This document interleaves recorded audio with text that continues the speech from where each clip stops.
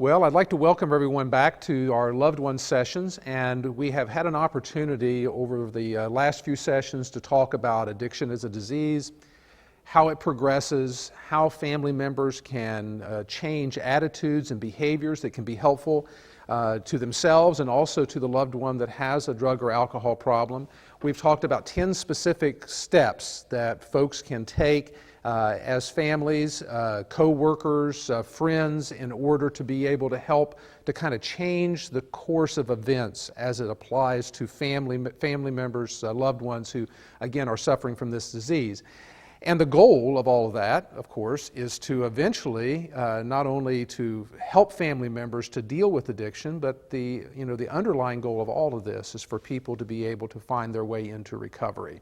And again, my experience is that as family members start to change behaviors, attitudes, the way that they interact or react to the crises that come as a result of addiction, that dramatically improves the opportunity for recovery. That what we see happening is that the disease of addiction can kind of start crumbling as we see someone having to face the consequences that are being created by the disease, and as family members quit the rescuing process or quit providing that safety net. But the next step is, and again the goal is to be able to find one's way into recovery. But again, that's a kind of a word that we might throw out there, but I want to spend some time talking about, what does recovery look like? And as the disease of addiction is progressive, so is recovery. And one of the things that might be surprising is that the recovery process starts long before someone makes a decision that they're going to go into a treatment program or attend an AA meeting or an NA meeting or approach a family member about the facts of their life in terms of what's all is going wrong. And really the beginning of the recovery process as a progressive process is found in the whole issue of control.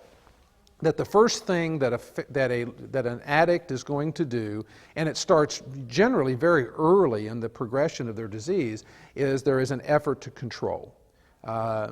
Oftentimes it might be how often they're using, the amounts they're using, or the behavior that they're getting involved with as a result of their drug or alcohol use. So when someone, maybe very privately, is experiencing the progression of this disease, something that the family or others may not even see, is their effort to try and keep this disease from progressing. And again, as with any disease, it's the person's powerless to keep it from progressing. But they'll try all kinds of things. They may try to change the drug that they're using. They may go from, I'm not going to drink alcohol anymore, I'm just going to smoke marijuana. We refer to that as the marijuana maintenance program, and it's highly unsuccessful in terms of how well that works. You'll see someone thinking, perhaps, if I could just get off of the narcotic drugs, if I could quit using opiates or painkillers, then I could just go back to the way I used to be, maybe when I was drinking some. Or someone who, again, saw a dramatic effect in their life when they started using crack cocaine. And so their focus is, if I could just get off the crack cocaine, then I could drink or use marijuana or some other substance. You'll see folks that'll, again, try to change friends, change circumstances. They may stop drinking in bars and just drink at home. They may quit hanging around with a certain group of friends and try to hang around with others, all in an effort to try and control this disease that is going out of control. You will hear people who are recovering in AA or NA often talk about their goal was to use like they did when they first started, when it was fun, there weren't any consequences, and they're all trying to get back to that place. AA probably has the best description of what that's like in terms of, once a pickle, never a cucumber. But there's this tremendous effort to try and get back to the way it used to be, when there weren't any consequences, when things were not going out of control. And again, the effort to control that. One of the more later stage efforts to control has to do with perhaps what was referred to as geographical cures. The person says, well, my problem is this family I'm in, or this marriage I'm in, so I'm going to get a divorce or change relationships, or I'm going to move from one town to another. I'm going to actually take myself and put me somewhere else in an effort that, I will be able to get my life back into some kind of order. So geographical cures, are generally tried and are generally more late-stage type of efforts. We may see certain type of efforts to control that may involve some form or some type of treatment where a person is perhaps looking at, typically we might see this with narcotic addiction, where people may make their way to a methadone clinic as a way of looking at how can I control my disease. Again, not exactly looking for recovery perhaps, but trying to stop this progression as this thing is moving out of control. This control phase can go on for years, and again, numerous experiments, efforts to try and do that. Sometimes the family might be pulled into that. It might not be that I'm trying to control my drug use, so mom and dad, will you help me do that? Or to approach a spouse about, I really want to try and not use or drink as much. But what family members may be approached with would have to do with, perhaps some other part of a plan. In other words, I think if I move back home, my life would be better, and so I want your help in doing that. Or I want to enroll in a college program, would you pay for that? Or going to a spouse and saying, we need to make some kind of significant change. Again, not saying that it's because of the drug and alcohol issue, but for some other reason. And looking for other people's resources to help sponsor that plan. And again, any efforts to control this disease will be unsuccessful, ineffective. There is no way to control the progression of this disease. As long as the person is drinking or using, the disease is going to continue to progress. So there is no controlling. It's not unusual to hear the same plan worked over and over again by the addict. Again, you would think that perhaps once something failed, but that's usually not the case. What might happen is that someone may find that they have successfully controlled their use for a short period of time. The next time they try it, they make it less time, and then the next time less time. But rather than saying, well, that's a bad plan, the way that the denial process works, it would just, in the addict's mind, it would say, well, I'm just not trying hard enough. If I would just try harder, or if people would just help me more, then I would be able to control this thing. I would be able to make my plan work. But after a period of time of not being able to control, we usually come down to another phase, and that is that I am going to quit. Now, the first efforts to quit may not be I'm going to quit forever. It may be a time-limited quitting. I'm going to quit and I'm going to get my life back in order. I'm going to quit until people kind of get off my back. Maybe I'm in some kind of legal trouble, and so I'm going to quit and until the kind of the heat gets off. And so quitting can be not exactly quitting, but it may sound like that. And the goal may be is I'm not going to drink or use any substances. But again, it may not be that it's a quitting forever, and it may not be related at all to a recovery process. But the quitting then will also have its own plan. And this plan is going to become very important as this person progresses with their disease and also tries to quit. Because every person that makes their way eventually into recovery first will try to quit on their own. It's inevitable that that's going to happen. I've never heard of anybody that said, somebody talked to me about my drinking and I went into treatment. First thought, first idea I ever had was to go ahead and give treatment or go to AA. It doesn't work that way. A person will be trying to control, then they will try to quit, and they will quit with their own plan. And it may be a secret plan. A person may try to quit, make changes in their life without really announcing it to everyone. But over time, the plan will eventually mean that it's going to require other people's resources. Again, I plan to quit, and here's what I need you, mom, dad, spouse, whoever, to do for me. I want to quit, but I need help, and here's the help I want. And again, the plan won't work. And the reason the plan won't work is because the addict thought it up. You cannot, in the state of addiction, you cannot come up with good ideas in terms of how you're going to quit. Now, it is not unusual for somebody to manage to quit for a period of time. Most people who have found recovery eventually will be able to report that at some point in time they did quit. And they were quit for a few weeks, a few months. Sometimes people might even describe being quit for years. But the key is that it didn't last. They used again and found themselves right back into the progression of the disease. So the idea of quitting and the attempts to quit, the hardest thing is to get the individual to give up their plan, because they will wear this plan out. I mean, they will come back to this plan, look for little nuances to add to it. And again, it always involves other people's resources. If you would give me some money to move, if you would give me if I can come back and live with you, if you would pay me out of this legal situation, whatever, the plan is, if it's their plan, it requires other people's resources to make it work.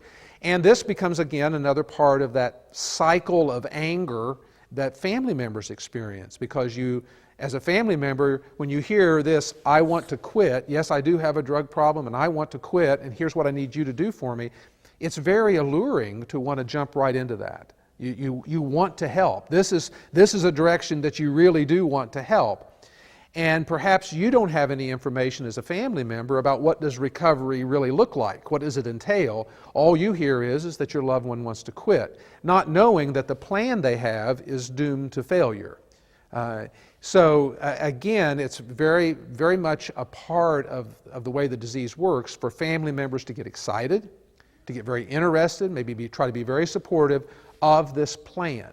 Again, that usually does not involve treatment, counseling, AA, NA, does not involve any kind of help from an outside resource.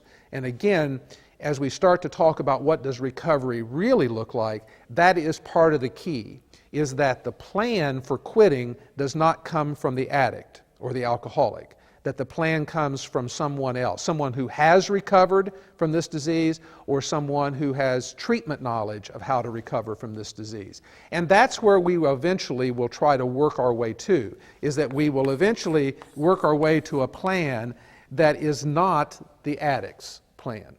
And again, there will be resistance to this, and this is a hard part this is kind of a hard bridge for the addicted person to cross, is that that they may, for whatever reason, what we see, another symptom of this disease is that the addict will become resistant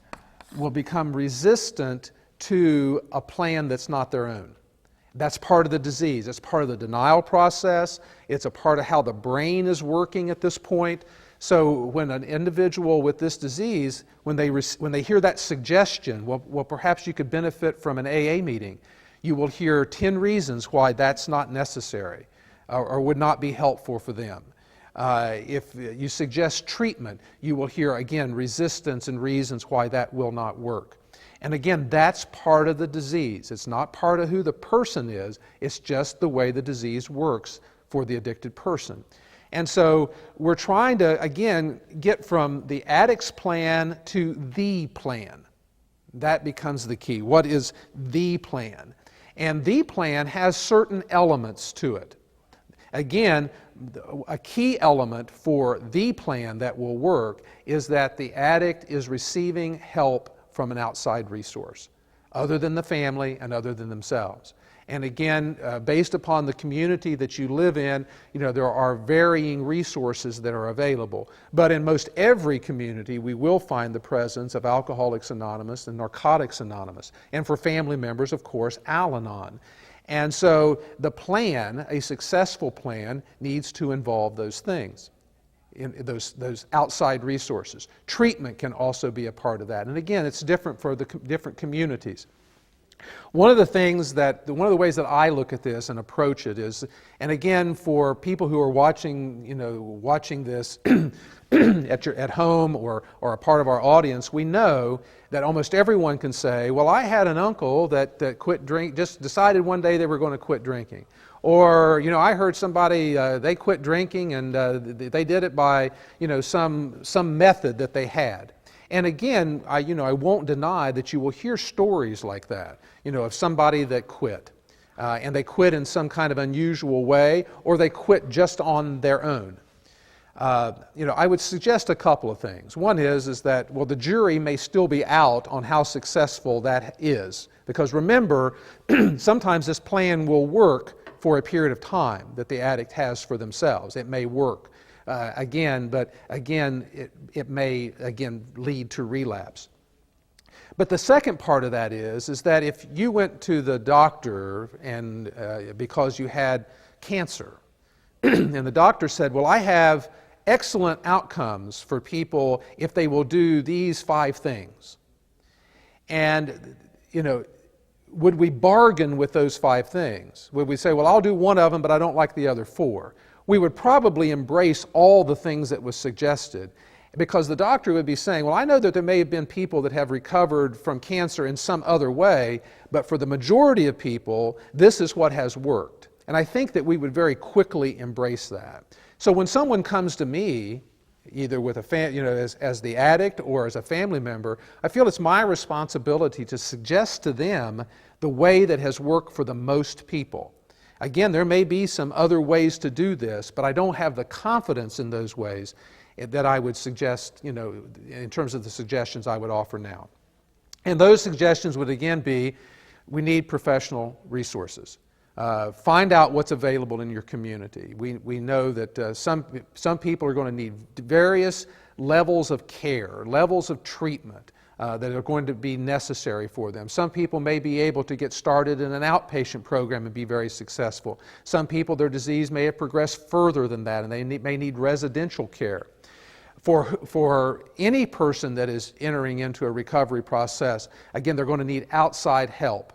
And AA, NA is available and needs to be a part of that. And again, one of the suggestions that my treatment program recommends is that a person get involved in educating themselves about the disease that they have, open themselves up to all the helping resources that are available, not limit themselves at all, not draw a line and say, well, I'll do this, but I won't do that. And again, one of the resistances that people often have is to going to AA or AA meetings. There is, again, an issue sometimes of pride, shame, guilt, and again, a number of ways to resist. A lot of times those fellowships, those recovering fellowships, are often looked at as only for people who are, late stage, people who can't recover any other way. But that's not the case. That's not really what happens in those 12-step recovery groups. They're for people who are ready to recover, regardless of where they are in terms of the progression of this disease. So the plan needs to be somebody else's plan, and really benefits from, again, looking at whatever treatment resources are available. And generally, when the addict walks into a treatment program, they are going to tell the treatment provider what they want, which isn't a good plan either. But that's a very common experience. So don't be surprised if your loved one does make it to a treatment program, that they come back saying, well, I've enrolled in this program at this treatment program, and it doesn't sound like they're getting much treatment to you. Because what may have happened is they went in and bargained for the least amount of treatment that they could get. Now, one of the things that we will see that is a constant part of either of these plans can be the whole reality of relapse. And again, relapse can, help the individual move from my plan to someone else's plan, from a plan that will not work, to a plan that will. So if I say, well, I'm willing to go and get a little bit of treatment, but I don't want anything to do with these AA meetings, then when they fail, oftentimes that failure, which we might call as relapse, just the presence of the disease will cause that person to become more open-minded.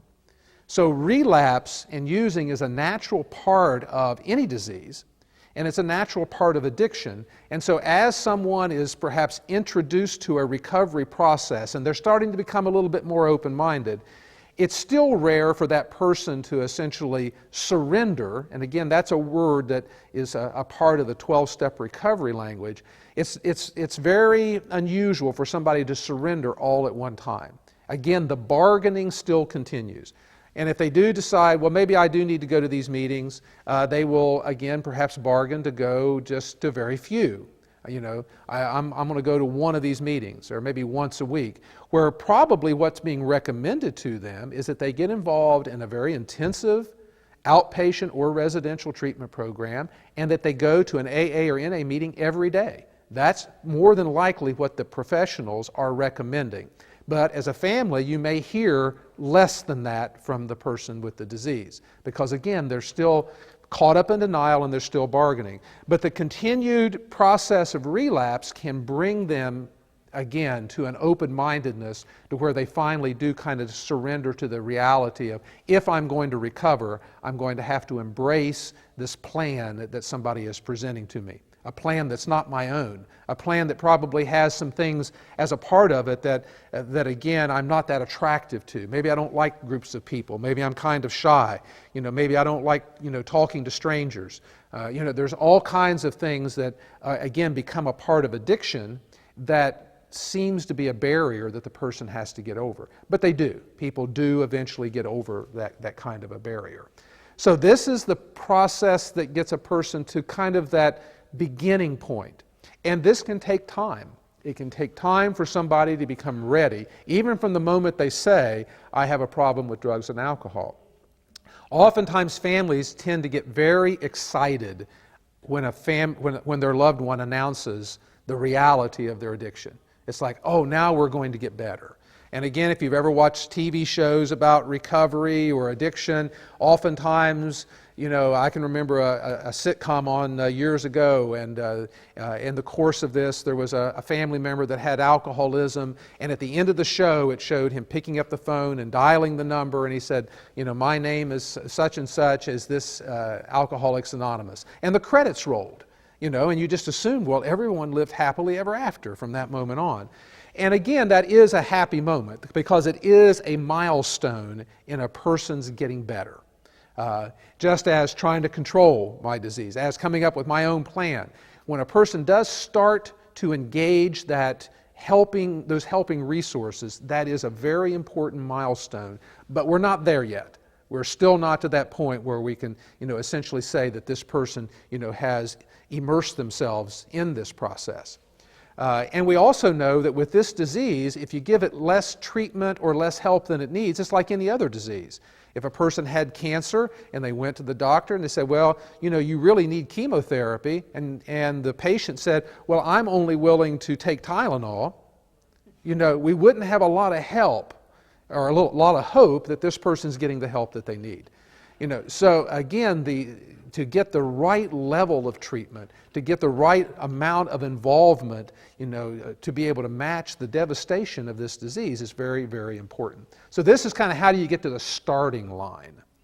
Any questions or comments about getting to the starting line part? It just seems like it's very much a process.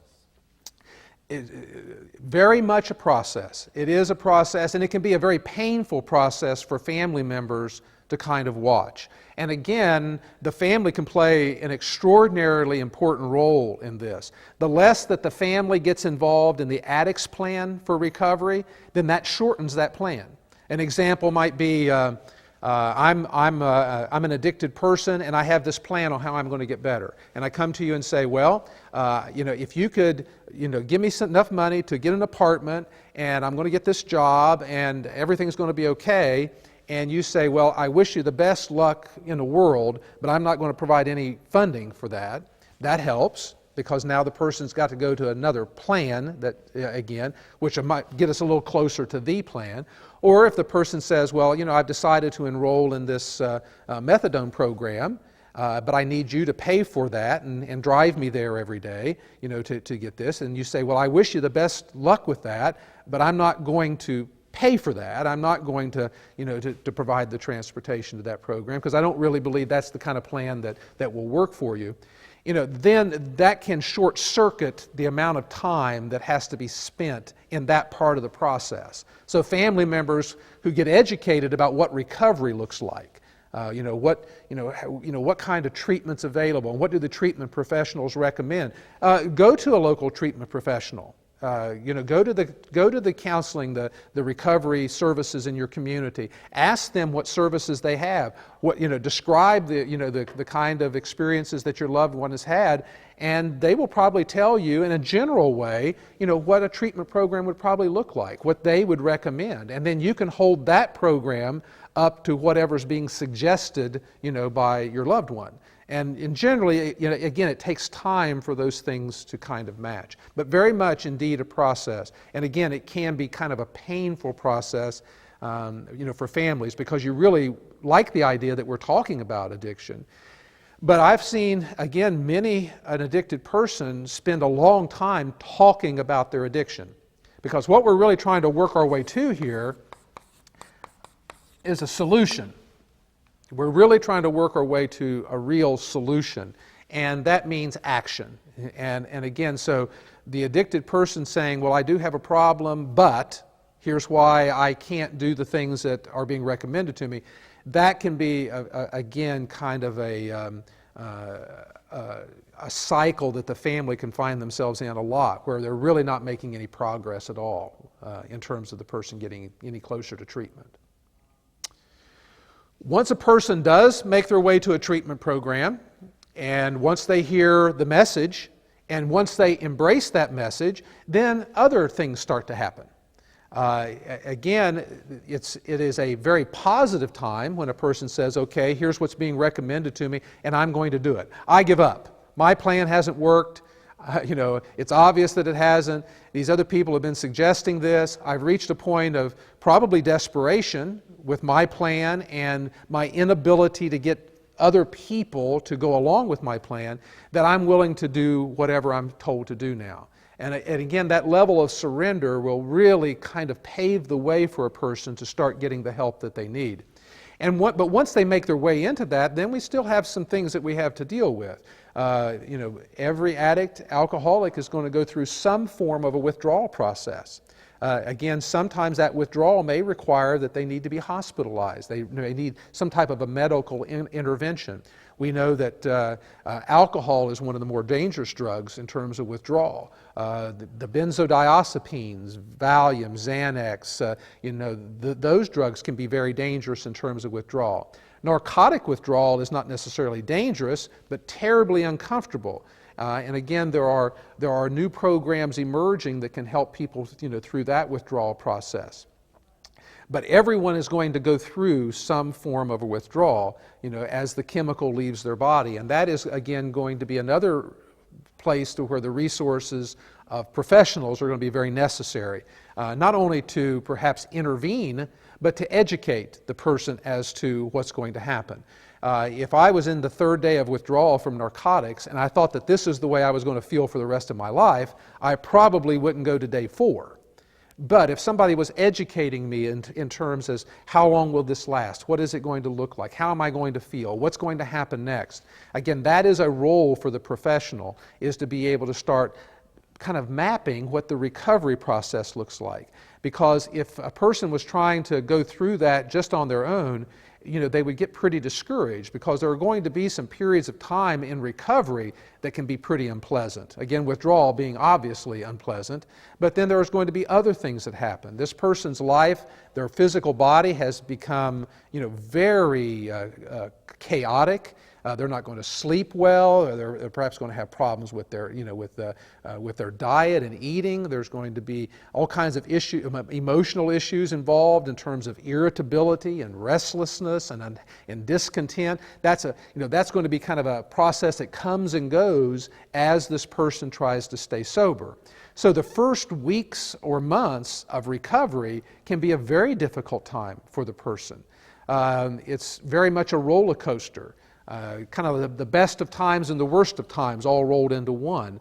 So a person that is engaged in that recovery process needs a lot of information. And again, when they make their way to a 12-step recovery group, what they're going to find is a group of people who are able to educate them about how do you get better, how do you get well. A treatment professional can perhaps go into more detail about what they're going through physically, emotionally, and the kind of changes that they're going to be are going to need to make. The main thing that's going to need to happen for a person in recovery, and it starts off very quickly, and that is that they need to grow up. As we've been talking in previous sessions, one of the things that happens both emotionally and also in terms of socially is that the addict gets stuck. They are not progressing emotionally. They are reverting back. They're becoming perhaps very adolescent or very childlike. And family members and co-workers and everyone stepping into that and helping them, essentially to regress in terms of their ability to deal with life. Well, now here's someone who has gotten sober, and here is all the life problems that they have been experiencing and essentially delaying to experience. They're all waiting on them. All the financial problems, relationship, job, guilt, shame, all of those things are waiting for this person, when they get sober. And again, they've been able to essentially avoid any thoughts or perhaps having to deal with much of that, either because they've been drinking or using, or because other people have been dealing with those things for them, have been essentially enabling them. So as they get sober, now they're facing all of those problems, and they're going to need a lot of support with that. The early days, weeks, and months of recovery can be very, very difficult, but again, very worthwhile. And there's reason to have a lot of hope, because a person that has made their way to that point where they have quit, they're through the withdrawal process, they're attending AA, NA meetings, and they're engaged in a treatment program, those people have made it a long way. There's reason to be very hopeful for those folks. Again, they have survived the disease. They have survived all the denial, all the resistance, and now they are trying to engage in this process. Again, it's still not a time that is free of relapse. Addiction is a relapsing disease. We will see that people who even are making progress, can still pick up a drink or a drug. That's part of the disease. And we have to be very careful that we don't give up on someone simply because they made it, they went through a treatment program, they got out of the treatment program, and then they drank or used again. That's a part of this disease. Again, a relapse can be a wonderful teacher to the addict. They will learn things from that. They may find that there were some things that they weren't doing that they should have been doing, or that there were things they were doing that they shouldn't have. Or it may have been that they just gain a new respect on how powerful the disease is, that they found that they relapsed even when they didn't want to. It's not unusual for that to happen, but we cannot give up on people simply because that they did experience a relapse. And again, that seems to be the tendency sometimes, is to think, well, they went through treatment and it didn't work for them. And there was either something wrong with the treatment program, or there was something wrong with my loved one. And, whichever way, really it may not be that case at all. It may just be a matter that, again, just like someone with cancer may go through a very successful, a program of treatment, but yet the disease presents itself again. This disease is the same way. Relapse can just reappear. It can come out of nowhere. Again, sometimes it is because of something that wasn't happening. A relapse can lead to asking the question, was I going to enough meetings? Did I complete the treatment program? Was it the level of care that I needed? So it can lead to certain questions that, if answered honestly, can lead to, again, taking another big step forward in terms of that whole process. Or again, it can just be kind of a mysterious thing that just happened in terms of that, and a person can get right back into recovery again. Relapse that is followed especially by the family's preparation for relapse is very, very important. If the family is not blind to the idea that the person could relapse, may relapse, that it's a part of the disease, and it can be a part of recovery, can get a lot of support from the family. And that support may come in additional consequences. That the family is prepared, that we're trying to be helpful, but again, if you relapse, then we're going to have to be very careful about, again, all those things that we were being careful about before, in terms of money and too much support and all of those issues. So if consequences are kind of right there when a relapse occurs, that can help a person to get right back into recovery very quickly. We also know that as a person engages in the recovery process, there are certain signs that family members can look for that can tell them how the person is doing. Again, family members should not turn into the recovery police. You shouldn't be, asking questions that are specific to, to their treatment plan at a treatment agency, or trying to get into the day-to-day workings of their AA or NA program. But as a family member, you can watch certain things. You can watch to see, are they continuing in treatment? Are they participating? Are they going to meetings? And if those things are all very helpful. We know that a person that is successfully engaged in the AA or NA program is going to have a sponsor. A sponsor is an individual who has been sober for a period of time, successfully, is fully engaged in a recovery program through the 12 steps of one of those 12-step fellowships, and is going to serve as the guide for that individual in terms of their recovery. And so that person will start to become very important to them. And you will hear talk about the 12 steps. The 12 steps are specifically developed to help that person grow up, to take on responsibility. Family members have to be very careful that just because someone gets into a recovery process, that you don't use that as an opportunity to start trying to solve every problem that the newly recovering person has. Again, that will be counterproductive. Going out and fixing everything that needs to be fixed simply because they are now not drinking or using will actually increase the likelihood of relapse for them. They need to grow up. They need to take on these responsibilities. They need to experience the discomfort that has been created by their past drug and alcohol use in the context of working a 12-step program in AA or NA. And again, that sponsor is going to be that person. Family members will often notice too, and sometimes it can be a little bit of a concern for family members, is that once they have gotten into a 12-step program or into treatment, that all of a sudden they're not sharing a lot of information with the family. You're not hearing about their problems. You're not hearing about what's going on with the money thing or the legal issue or whatever. That's a good sign. That's a very good sign. But it can be a little difficult for family members. It's like, well, we've been with you on this roller coaster for all these years, and now you're in recovery and you're not talking to us about any of these things anymore. Actually, what that could be is that they're getting instructions from someone. They could be getting instructions from a counselor or a sponsor that is essentially saying, don't burden your family with all of these problems now. You have a counselor to talk to. You have a sponsor to talk to. Don't be telling family members all of these things about all the problems that you're dealing with, because now it's time for you, as a recovering person, to deal with those problems. So again, one of the signs of somebody that is getting better is that perhaps the family is starting to reclaim a real relationship with their loved one, not a helping relationship. Again, that helping relationship needs to transfer from the family to the treatment provider, the AA sponsor, the AA program, their AA friends. It really needs to transfer there. The family needs to get out of the helping business, because it's not good for the recovering person. They need to be able to take the same kind of pride in developing their new life that the family took in developing their life. A lot of times we want to pave the way. Well, I'll buy them a car, I'll get them a job, I'll fix these financial problems, I'll do all these things for them. And again, the newly recovering person may think, well, that sounds great, and accept all of that help. But again, what we know is that the self-esteem of the addict has hit rock bottom in the course of this disease. Probably hit rock bottom long before they ever made their way into treatment. And the only thing that's going to raise the self-esteem, which can again help them in terms of their recovery, help them stay away from drugs and alcohol, is for them to be successful on their own, for them to succeed.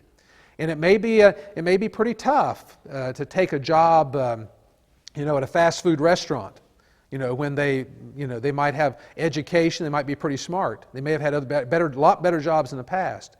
But in terms of starting to rebuild their lives, what you will hear recovering people talk about is going through a very painful period in early recovery in terms of jobs and relationships and all of this. But they will look back on that and say, although it was very painful, the things I had to do to recover, they will take great pride in the fact that, I went and worked that job that was a tough job, that was, that I thought at the time was beneath my abilities, but I did that and I did it every day, and then I got a better job. Or I bought that old car that was my first car in sobriety, and you know what, I look back on that car and I take a lot of pride in the fact that I did that. Again, family members have to be careful that they don't step in and start trying to fix everything simply because the person is getting better. And don't count on the newly recovering person to say no to that kind of help. Because again, they're new in recovery. Just because they've been sober for a few weeks or a few months doesn't mean that they're still not locked up in the old ideas of selfishness and self-centeredness. Again, they have to grow out of that. The 12 Steps of Alcoholics Anonymous also holds the promise for what real recovery is about. And again, that word is, perhaps has 100 different meanings to 100 different people. But the word recovery to me means is that the desire to drink or use drugs has been removed. It doesn't exist any longer for this person. Now that won't happen the first week or the first 3 or 4 months of their recovery. But I've heard a lot of people that have quit on their own, have quit in some other way, and they almost all report that they still struggle with the desire to drink or use, but they're toughing it out. What we are looking for here in 12-step recovery that's available in AA and NA is having the desire to drink or drug completely removed. It doesn't exist for recovered people. And that comes as a direct result of going through these difficult times, working the 12 steps within a 12-step recovery program with a sponsor, and making a very, very firm commitment to doing that, and doing that for the rest of their lives. And within that, there is the experience of having the desire to drink or use removed. And that never happened when a person was trying to control. It never happened when they were trying to work their own plan of recovery. The desire to drink would keep coming back. It may go away, but it would keep coming back, and it would come back in such a powerful way that eventually they would use again. But again, the 12 steps kind of has a guarantee built within it that if a person works those 12 steps diligently and continues to do that, the desire to drink or use will be removed. The person will have a feeling of neutrality when it comes, to drugs and alcohol. And that is a feeling of freedom. The person is not fighting it any longer. They are able to go on about their lives, again, in a feeling of safety. And that is what family members want to see happen for their loved one. And it is definitely the most wonderful experience for the recovering person to finally reach that point where, again, they are not having to struggle against the desire to drink or use. That their life has taken on this new meaning and has a purpose. And that purpose will always, for the recovering person, kind of circle around that AA program or that NA program. That although they may go and do a lot of other wonderful things in their lives, they may go on to school, college, families, wonderful jobs, they may accomplish a great deal in their life. What they will see is that at the heart of all of that is this continued gratitude for what has happened to them as a result of their recovery. And they will express that gratitude by continuing to help other people. That becomes another key that starts to become something that we can look at to say, here is another one of those signs or symptoms of somebody who is getting better. And that is they're starting to turn their attention. And as they stay sober longer, they will turn more of their attention as to how can they help someone else. It is a gift that, as AA and NA says, can only be kept in giving it away. And we will find that your loved one, who perhaps you thought may not be able to even stay alive as a result of this disease, or may not be able to stay out of prison, now all of a sudden has this newfound purpose, very powerful purpose, in not only their own sobriety, but in helping others to recover. And that becomes a part of that circle of renewal that starts to happen around the recovering person. Now, there's a lot of mistakes, there's a lot of missteps that can happen along the way. They're not all even having to do with relapse. Again, a newly recovering person is having to grow up. So they're having to learn a lot of things about how to get along with other people, how to be a good employee, how to deal with romantic relationships, how to deal with marital problems, how to deal with kids. All of those things had been put on the back burner if they were even on any burner. And now the person is having to pick up those issues and learn how to do them. And they may struggle with those things. And some people struggle more than others. But it's in that struggle that the person learns new skills, skills that perhaps they didn't learn as they were going along because of the presence of their addiction.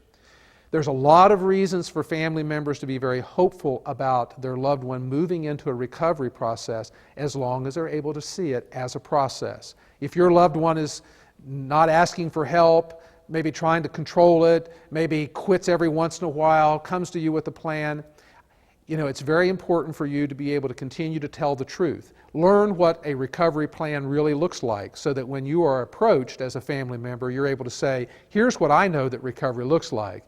It means getting help. It means going to 12-step recovery meetings. It means really making a commitment to that. And that way you can be carrying that message, because a person has to hear that truth before they have something to compare it with. Even because, again, they can stay locked into their plan for a long time unless someone is sharing with them in terms of, here's what I've heard from a treatment professional or someone else in terms of what works.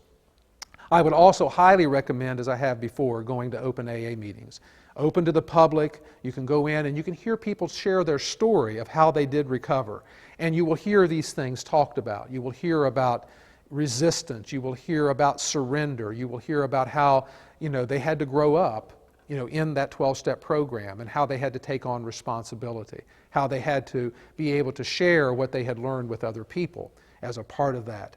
So again, there's a lot of reasons to be hopeful, but it's also very important for us to be realistic and understand that this disease, as a person moves into recovery, still has a lot of barriers. There are again missteps, there are still problems that are going to happen. The reality of relapse is there for us to deal with all the time. And it is very important that family members be able to continue to be supportive through knowledge, through understanding of what this looks like. Because a lot of times family members may find out a lot of information about the disease, but don't know much about what recovery looks like. And again, we're holding out that hope for everyone to be able to find that, but a reality that it is a process, and it is one that family members can help with as well. I want to thank you for your participation in this and being able to look at these issues and be able to talk about them. And again, we want to have an opportunity for people who are viewing this to be able to respond. And so, we're making information available. We're making a website available to you for the agency where I work, an email address that'll be available, that if you have questions that you would like to, present to me, I would be more than happy to present those, to you. But again, very important for you to engage these resources in your local community as well, because that's eventually where your loved one's going to recover. Recovery generally happens right where you live with the resources that are available where you live. And so, again, if we can be helpful here at our agency, or if I can be helpful, be more than happy to do that. But don't hesitate, and I encourage you to make those other resources available to you so that you can start learning about that next step for your loved one as they move into a recovery process.